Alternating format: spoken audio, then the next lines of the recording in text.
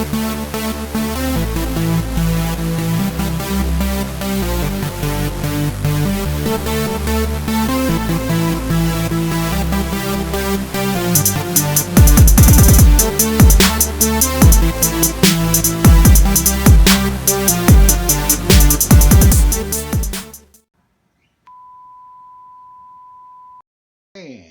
good morning, everyone. Admiral Preparedness here. Another fun day out there in beautiful America.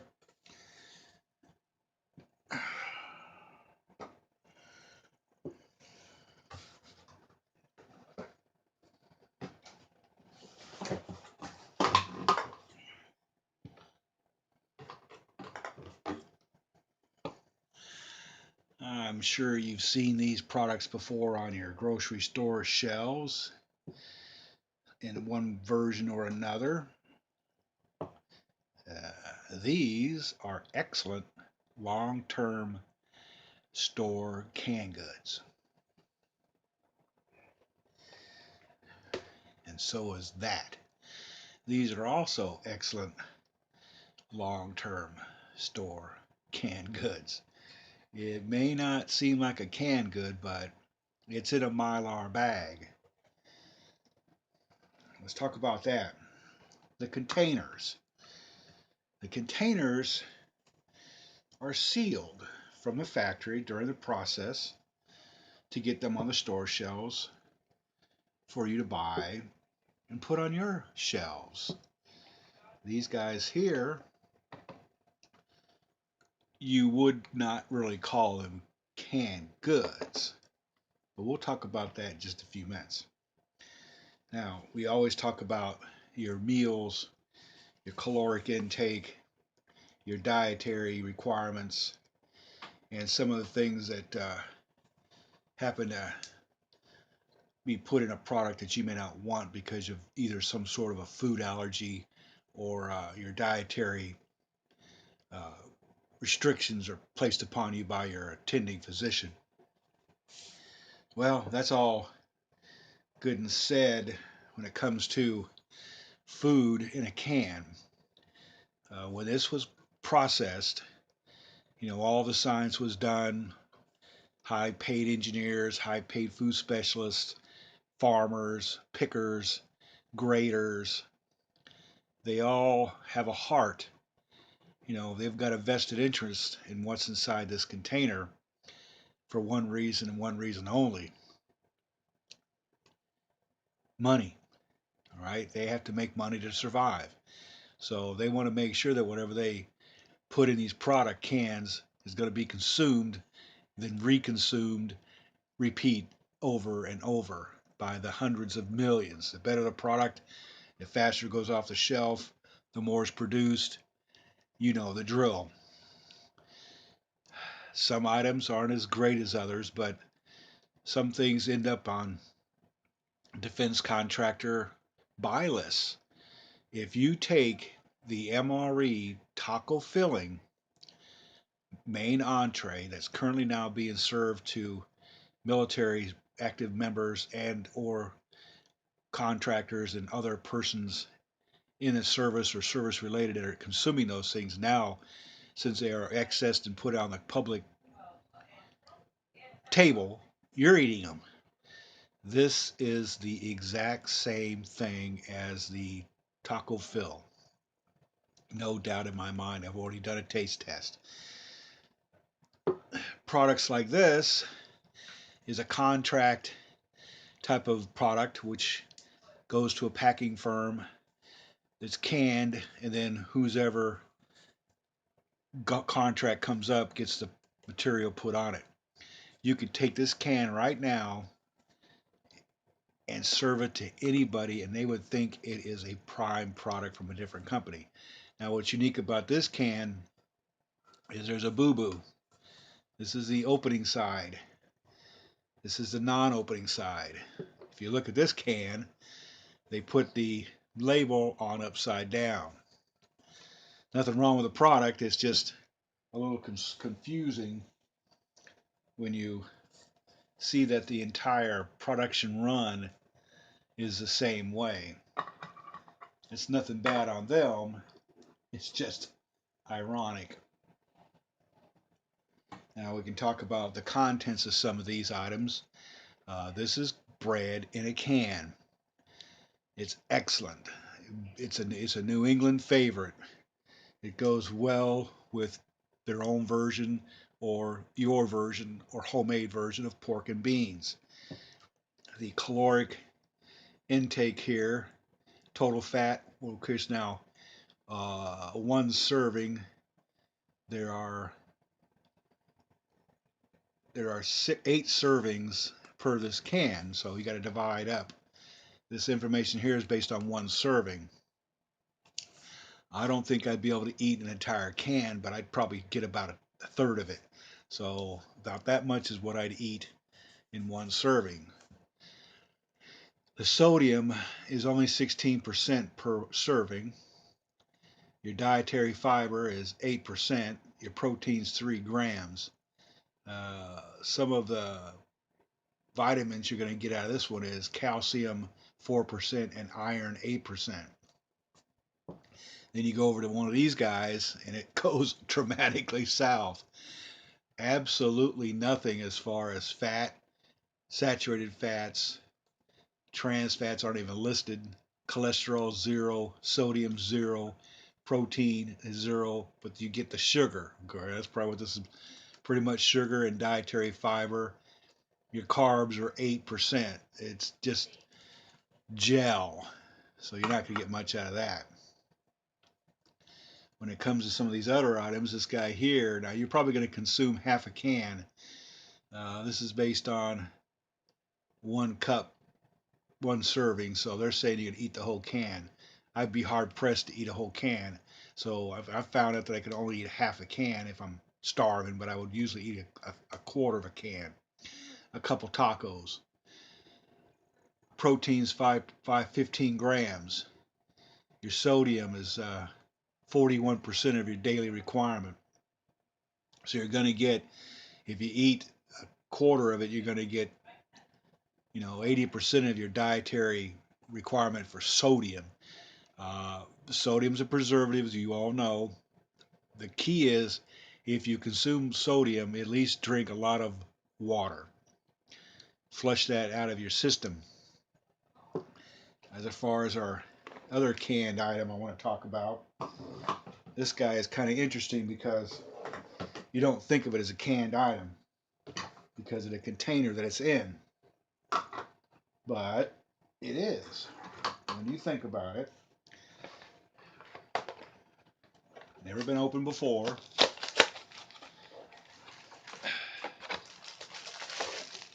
Now these are Mylar bags. All right.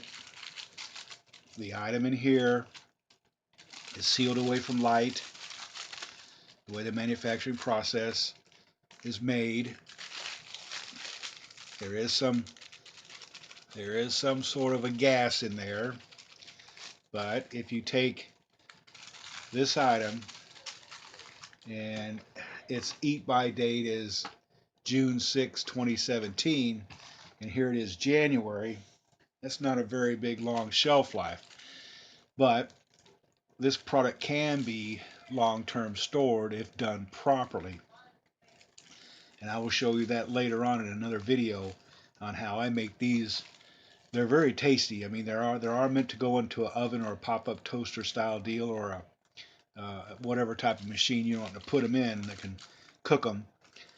They can be eaten without being cooked, but it is recommended that you at least put them in a toaster oven or a toaster, as they show here on the front of the box. Toaster pastries. Now, for bang for the buck, the dietary intake of these guys, you're getting total fat 8. Now, this is based on a serving size of 1 pastry, so that's, you're going to have to work out that in your head, but I'm not going to do it for you. Proteins 2 grams, sugar 17 grams, dietary fibers 4%, your sodium's 8%. So you're not going to get a lot of salt out of this guy, which is good because now you can consume other items. So what you do is you take your food calculator, if you decide to ever do a food calculator for your dietary needs while SHTF situation is going on, and you sit down and pre-think it. Now, it's highly recommended that while you're doing your prepping or your food stores, that you start a database, a simple database. It can be done on pencil or paper, or you can do it with a spreadsheet, or however you choose to do it. But the key is to create that database, start working out your menus. Now, this is when the times are doing well, so you don't have to stress about this later. So you've got this set up. There are different websites you can go to.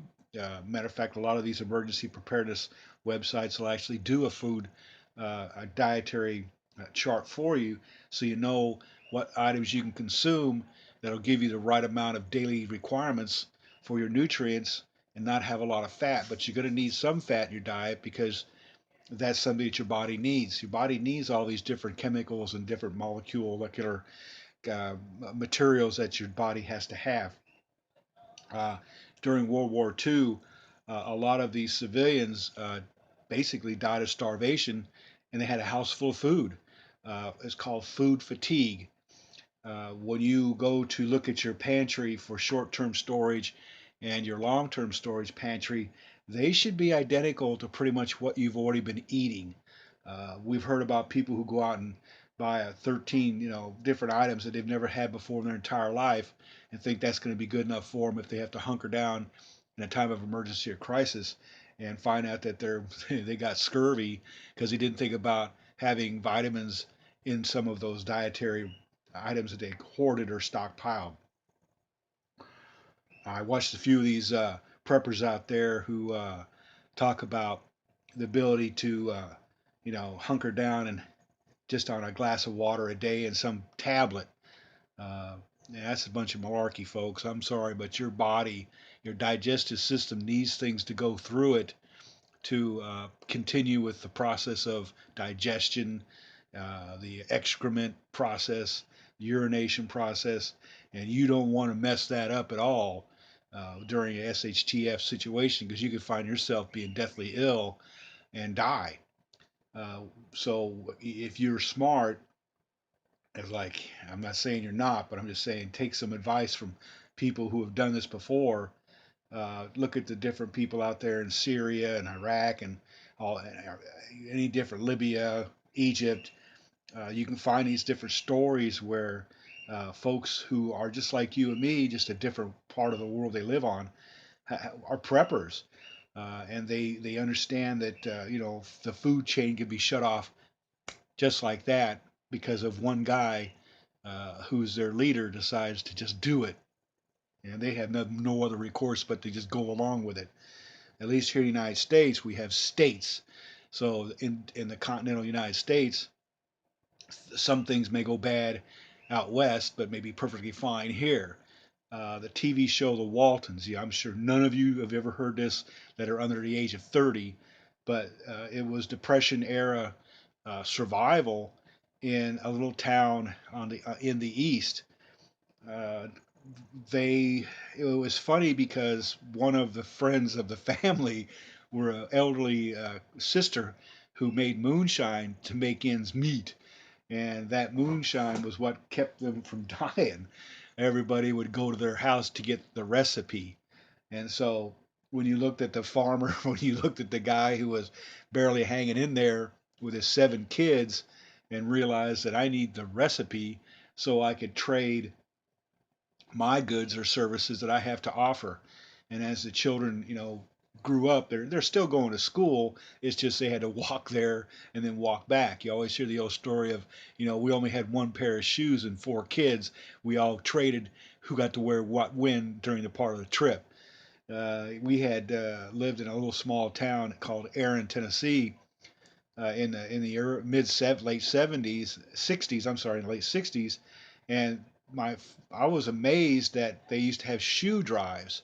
Never mind newspaper drives, but these folks would have shoe drives. So you would bring an old beat up pair of whatever type of shoes you had and throw them into a box. And later on, whoever the cobbler was in that town would take those shoes and try to repair them as best he could, and then give them to the church, and the church would go out and pass out these shoes to whoever they fit. So it's all about looking at your past, looking at what's going on in the present, and preparing for the future. So I'm not going to bug you anymore about that. But the key is, if you want to make sure you can survive a SHTF hunker down moment in your history of your pantry, always go through, cycle through your food items. Make sure you properly, if you're going to repackage items, like I'm going to show you later on in another video, make sure you leave it out for at least 3 to 4 days so you can ensure that uh, it hasn't been compromised by whatever means of the way that you try to preserve it. That being, if the vacuum didn't take or there's a pinhole, you may put something away, come back to it a couple years, and it was ruined the day after you packaged it. That's why you see a lot of canning people saying, when you do a bottle can, these canning jars, that ring, take that ring off and leave it off. It was only meant for a couple reasons, for short-term food storage, but for long-term food storage, that ring, you want to make sure it's not going to get compromised. So just pay attention to when you watch these different videos. Uh, Take note for each one, and if you see an error, by all means, down there in the comments section, let them know. They may not see it right away. Some of these web sites don't actually notify the user when somebody places a comment. If you can recommend that folks do that, you'll get more input. My comment section, I get a notification right away that you said something. And if I'm not asleep or away from my device, I'll try to respond within a few hours, or if not a few minutes or a few seconds, depending on when it goes bleep and I hear it or not. But I really appreciate everybody watching. I really appreciate the people who are subscribing. We seem to tick up a little, about once or two subscribers a week. I understand there's some people out there who try to keep their privacy as far as their subscriptions, but just say a comment at the bottom. Let me know who you are, and I'll give you out a shout out. And if you don't, then that's fine. But come back soon and see me again. I'm preparedness here. You guys have a good day.